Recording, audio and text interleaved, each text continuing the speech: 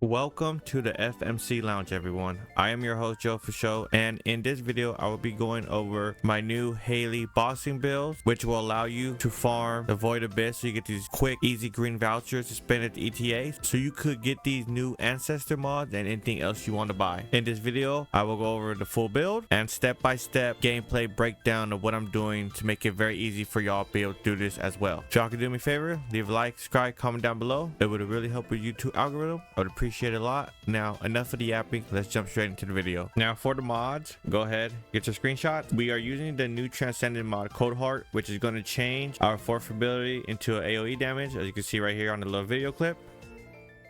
Also, it changes everything to chill and singular. Before it was dimension singular, but now everything chill singular, which makes it really easy. Let's use the reactor to buff everything. But for the mod, we're using focus on chill, spare and shield, just to get that extra skill, power, and defense. For crit hit damage mods, we're using life on edge. Basically, it's the new walk on tightrope, but instead of giving skill, power modifier and weapon, we are getting 59% skill crit hit damage. Our two cooldown mods, one right here, and then conditional recharge. This will help get our HP under 50%. And then we're using power beyond. Now, honestly, I was using power beyond because when the trigger mods first came out, this one was actually kind of bugged. Whenever you proc this, the skill power increase would stay on the whole time. It would never go away until you like close your game app or whatever. I'm not sure if it still does that, but if you don't want to use this, you can use the gap in time so your fourth ability can do some damage, because you are using your fourth ability as well in the boss fight, as you'll see in the video soon. For our reactor, we are using skill critical hit damage and additional skill attack. Make sure it's chill singular because all her archetypal ability got changed to singular. For our component set, we are using the 4-piece slayer.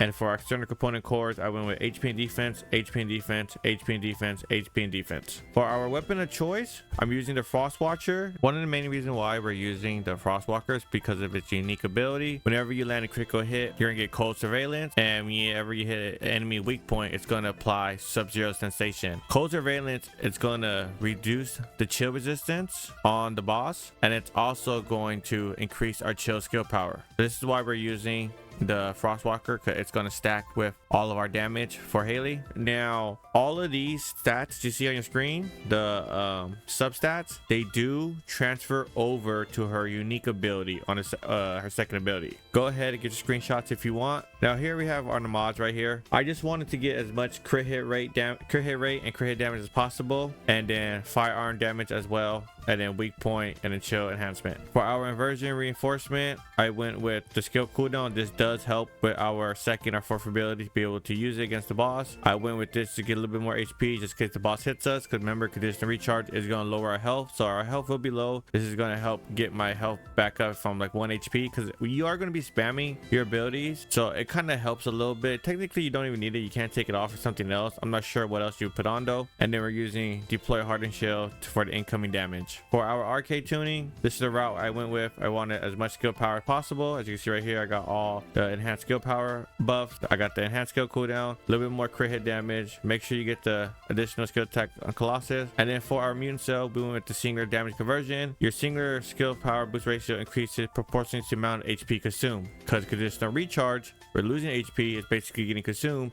We're getting a singular skill power boost ratio increase. Now, before we talk about the gameplay, I want to say two things. The first gameplay you're going to see, I am using the Frost Watcher. The second gameplay that you're going to see, I'm using no weapons. So if you do not have this gun, do not worry. You can still do this boss very simple and easy. Like I said, I'm gonna step-by-step break down both the gameplay for you guys. So as soon as you're waiting for the fight starts, pop your third ability so you can get the max 16 stack.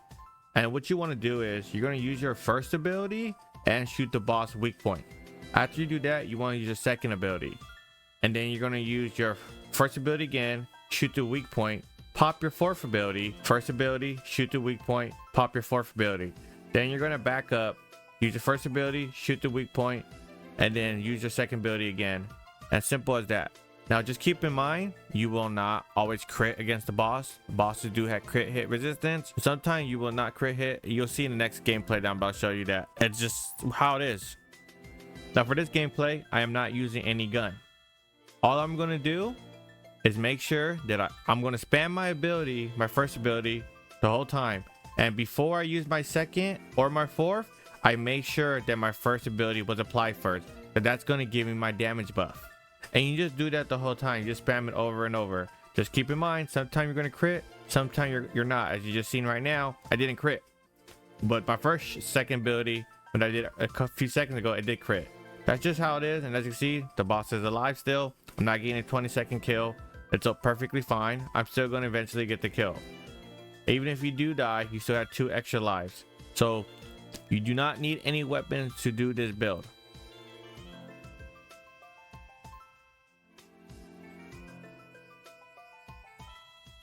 If you are struggling still with the Void Abyss boss even after seeing this, stop by the stream. I don't mind helping anyone out. That's what I'm here for. But that's gonna be it for this video. Hopefully this guy helps you quick and easy clear so you can get those green ETA vouchers and buy all those ancestor mods every week. Thank you for watching. I will catch you all in the next video.